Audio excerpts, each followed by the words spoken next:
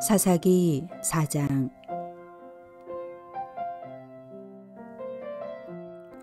에훗이 죽으니 이스라엘 자손이 또 여호와의 목전에 악을 행하매 여호와께서 하솔에서 통치하는 가나안 왕 야빈의 손에 그들을 파셨으니 그의 군대 장관은 하롯의 핫고임에 거주하는 시스라요. 야빈 왕은 철병거 900대가 있어 20년 동안 이스라엘 자손을 심히 학대했으므로 이스라엘 자손이 여호와께 부르짖었더라.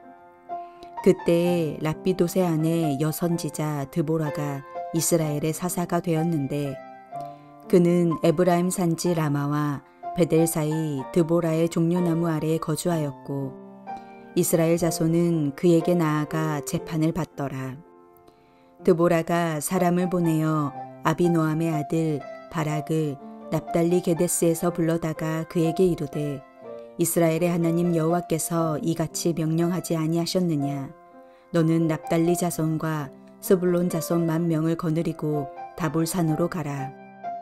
내가 야빈의 군대 장관 시스라와 그의 병거들과 그의 무리를 기송강으로 이끌어 내게 이르게 하고 그를 내 손에 넘겨주리라 하셨느니라.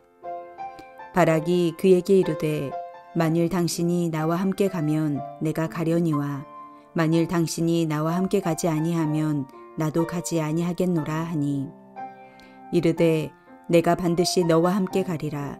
그러나 내가 이번에 가는 길에서는 영광을 얻지 못하리니 이는 여호와께서 시스라를 여인의 손에 파실 것임이니라 하고 드보라가 일어나 바락과 함께 게데스로 가니라.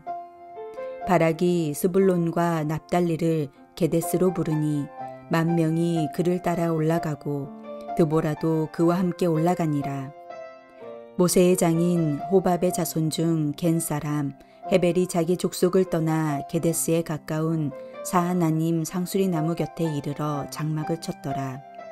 아비노함의 아들 바락이 다볼산에 오른 것을 사람들이 시스라에게 알림해 시스라가 모든 병거 곧 철병거 900대와 자기와 함께 있는 모든 백성을 하롯의 핫고임에서부터 기송강으로 모은지라. 드보라가 바락에게 이르되 일어나라. 이는 여호와께서 시스라를 내 손에 넘겨주신 날이라. 여호와께서 너의 앞서 나가지 아니하시느냐 하는지라.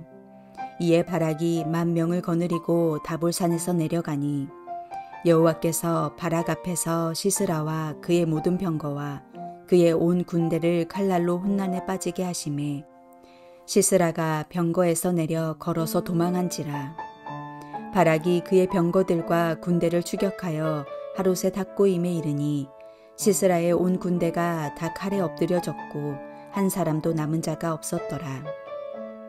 시스라가 걸어서 도망하여 겐 사람 헤겔의 아내 야엘의 장막에 이르렀으니 이는 하솔 왕 야빈과 겐 사람 헤벨의 집 사이에는 화평이 있음이라.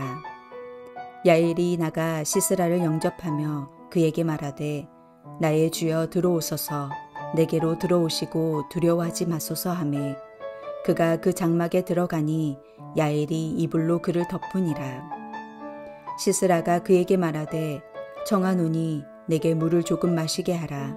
내가 목이 마르다 하매 우유 부대를 열어 그에게 마시게 하고 그를 덮으니 그가 또 이르되 장막 문에 섰다가 만일 사람이 와서 내게 묻기를 여기 어떤 사람이 있느냐 하거든 너는 없다 하라 하고 그가 깊이 잠드니 헤벨의 아내 야엘이 장막 말뚝을 가지고 손에 방망이를 들고 그에게로 가만히 가서 말뚝을 그의 관자놀이에 박음에 말뚝이 꿰뚫고 땅에 박히니 그가 기절하여 죽으니라.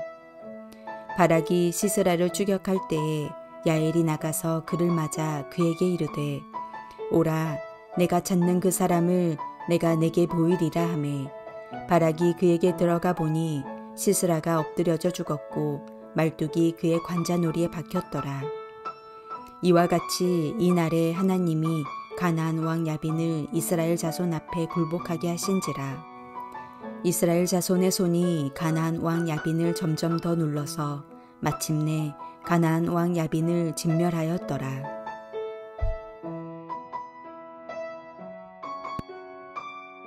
이스라엘은 또다시 하나님을 잊습니다.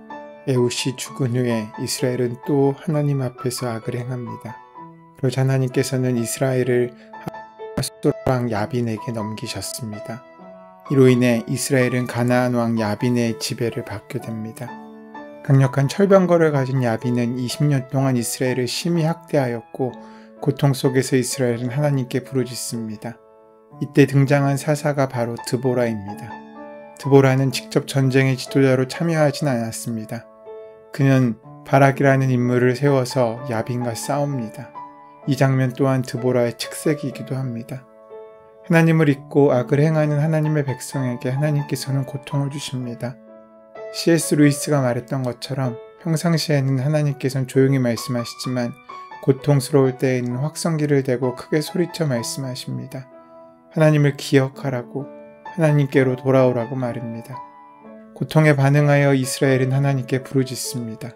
그리고 하나님께서는 이스라엘을 긍휼히 여기시고 이번에 구원자를 보내주십니다.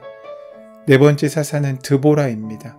드보라는 여자였고 선지자였고 랍비돗의 아내였습니다. 하나님께서 야빈의 손에서 이스라엘을 구원하시기 위해 세우신 사사가 여자이고 선지자였고 한 남자의 아내라는 것은 참으로 흥미롭습니다. 왜냐하면 지금 이스라엘을 압제하는 하솔 왕 야빈은 철병거 900승을 포함한 강력한 군대를 가지고 있었기 때문입니다. 삼갈이나 삼손과 같은 일당백의 용사가 사사로 적합할 것 같은데 하나님께서는 군사적인 능력이 없는 여자를 사사로 세우셨습니다. 남성 중심 사회에서 여성이 지도자가 되었다는 것은 주목할 만한 사실입니다.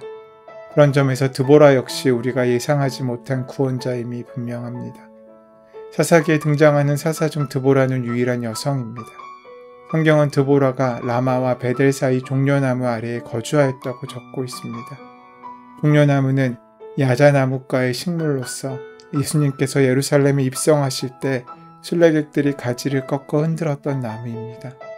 종려나무는 생명력이 강한 특징을 가지고 있다고 합니다. 도끼로 베어도 불로 태워도 다시 싹이 자라는 특징이 있다고 합니다. 폭풍에도 강해서 어떤 어려운 상황이 와도 꺾이지 않고 견디어내는 나무가 바로 종려나무입니다. 종려나무 아래 거주했다는 설명은 아마도 드보라를 표현하는 상징적인 것이 아닐까 싶습니다. 다시 말해 그녀가 어떤 상황이나 환경 가운데서도 꺾이지 않는 믿음이 있었던 것을 암시하듯 말입니다. 그녀의 이름도 그녀를 사사로 세우신 이유에 대한 유추를 가능케 합니다. 드보라라는 이름의 뜻은 꿀벌이란 의미입니다. 꿀벌이란 의미는 어쩌면 꿀처럼 단 주님의 말씀을 쫓아 늘 달아다니는 별처럼 드보라는 항상 주님의 말씀을 주식으로 삼아 먹고 나누며 말씀이 인생되게 하는 자였다는 사실을 보여주었는지도 모릅니다. 드보라는 하나님을 잊고 하나님의 말씀을 떠난 어두운 사사시대에 드보라라는 하나님을 경외하며 하나님 말씀을 잘 알고 가르치는 경건한 선지자였습니다. 드보라는 꺾이지 않았고 주님의 기준에 서서 늘 의로운 재판관의 역할을 할 수 있었던 것은 그간의 말씀 안에 거하는 사람이었기 때문입니다. 이스라엘의 죄악은 반복될수록 날로 더 깊어져 갑니다. 반복되는 긍정이든 부정이든 반복될수록 더욱 강력화되고 습관화됩니다. 그에 따라 그들에게 주어지는 공격과 고난도 늘어납니다. 8년에서 18년으로 또 20년으로 더욱 길어지게 됩니다. 여기에서 하나님께서 드보라를 사사로 세우신 이유를 생각해 볼 수 있습니다. 즉, 표면적으로 야빈의 압제로 인한 고통이 크고 중요한 문제처럼 보였지만 더 근본적인 문제는 하나님을 모르고 잊었다는 사실입니다. 이렇게 하나님 없이 살아가는 시대에 하나님께서는 하나님의 말씀을 백성들에게 잘 가르치고 그 말씀으로 백성들의 삶을 판단해 줄 수 있는 선지자를 사사로 세우신 것입니다. 5절에서 6절은 그런 드보라의 사역을 잘 보여줍니다. 드보라는 백성들을 재판하고 바락에게 하나님의 명령을 전합니다. 이렇게 사사 드보라는 우리의 구원자는 단순히 큰 능력을 가지고 있어서 우리를 고통에서 건져줄 수 있는 사람 정도가 아니라 우리에게 하나님의 말씀을 가르쳐주고 그 말씀의 판단을 받으며 살아가게 하는 선지자여야 한다는 사실을 가르쳐주고 있습니다. 선지자였던 사사 드보라는 하나님의 말씀을 전하고 재판하며 백성들을 다스렸습니다. 하지만 그렇다고 백성들을 야빈의 압제에서 구원하는 일이 불필요하다는 것은 아닙니다. 하나님께서는 이스라엘을 교훈하실 뿐만 아니라 이스라엘을 고통 가운데 구원해 주기 원하셨습니다. 그리고 이 일을 위해 군대를 이끌고 나가 대적을 물리칠 사람이 필요했습니다. 그런데 이 일은 드보라가 할 수 없는 일이었습니다. 그래서 하나님께서는 또 한 사람을 세우십니다. 그가 바로 바락입니다.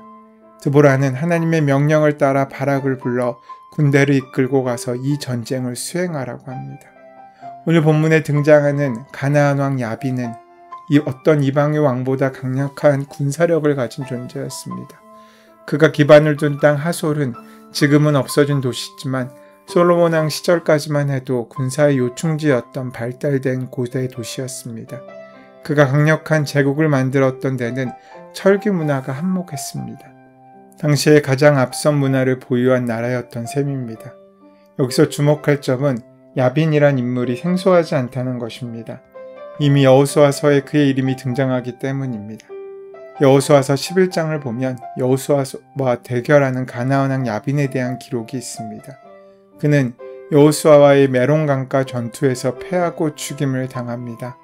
그러니까 오늘 본문의 야빈은 그와는 동명이인인 셈입니다. 그런데 이름도 같고 나라도 같고 장소도 같은 것은 결코 우연일 수 없습니다. 마치 그 옛날 야빈이 살아난 듯한 인상을 줍니다. 어쩌면 더 강력한 힘을 가지고 말입니다. 이것은 반복되는 죄의 힘입니다. 없어 사라진 것 같지만 다시 등장하는 악의 속성을 보여줄 수 있는 것입니다. 죄로 인해 죽었던 우리들은 예수 그리스도의 십자가로 인해 이제 새 생명을 얻고 다시 살았습니다. 죽음에서 생명으로 옮겨졌고 옛자의 사슬에서 해방되어 이제 새 사람을 입었습니다. 예전에는 내가 주인이었던 것이 이제 그리스도로 말미암아 주인된 삶이 펼쳐졌습니다. 하나님의 은혜로 우리는 새로운 인생을 살게 된 것입니다. 그러나 우리가 은혜를 잊어버리고 감사를 잊어버리면 우리 안에 죽었던 옛자아는 다시 살아나 나의 속에 주인 자리를 뺐습니다. 그것도 이전보다 더 강력한 힘으로 살아나 우리를 괴롭힙니다. 물러났던 악은 호시탐탐 우리를 노리며 빈틈을 엿봅니다. 조금이라도 우리 가운데 하나님의 은혜와 감사를 잃어버리면 나의 옛자아는 언제 그랬냐는 듯이 살아나 우리 영 가운데 주인 자리를 차지하고 더 강력한 힘으로 우리를 짓누르게 됩니다. 우리가 하나님을 향한 감사와 찬양을 잃고 하나님을 잃어버리면 말입니다. 여러분, 점점 더 강해지는 대적에 비해 세우시는 사사들은 너무나 연약해 보입니다. 드보라는 장군도 아니고 용사도 아닙니다. 심지어 여성으로 왜소하고 연약한 사람입니다. 객관적으로 볼 때는 결코 상대가 되지 않을 것처럼 보입니다. 그러나 드보라를 세우신 하나님의 메시지가 있습니다. 그것은 세상의 강력하고 견고한 진을 이길 힘은 나의 능력이나 재능에서 나오는 것이 아니라는 사실입니다. 환경이나 조건도 우리가 가진 세력도 이 땅의 견고한 진을 피할 수 없고 이길 수 없습니다. 우리가 세상을 이기는 단 하나의 방법은 우리가 염려와 고난과 역경과 삶의 풍파를 이길 수 있는 유일한 방법은 이 세상의 풍조를 따르지 않을 수 있는 길은 오직 하나님의 말씀에 순종하고 따르는 길입니다. 세상을 이기는 힘은 내 재능도 내 실력도 내 재물도 아닙니다. 오직 내 안에 거하시는 하나님의 말씀뿐입니다. 그 말씀을 가까이 할 때 지레짐작으로 말씀에 대한 평가를 거두고 마치 벌이 꿀을 찾듯이 말씀에 삶을 걸었던 드보라처럼 말씀을 내 안에 들어오기까지 묵상을 멈추지 않고 그 말씀을 붙들고 살아갈 때 우리의 귀가 열리고 하나님의 음성이 들리며 그 음성 가운데 순종하게 될 때 하나님의 은혜가 우리 안에 온전히 이루어지게 될 것입니다. 오늘 그 귀한 능력과 은혜의 삶을 살아가는 저와 여러분 되시기를 소원하고 축원합니다. 은혜의 주님, 오늘 우리에게 맡기신 일에 회피하거나 두려워하지 않게 하시고 더욱 믿음으로 순종하게 하여 주시옵소서. 우리 주 예수 그리스도의 이름으로 기도드립니다. 아멘. 이제 오늘 주신 말씀이 나에게 허락하신 말씀으로 만나지기 위하여 함께 깊이 묵상하시며 기도하시는 시간 가지도록 하겠습니다. 함께 기도합니다.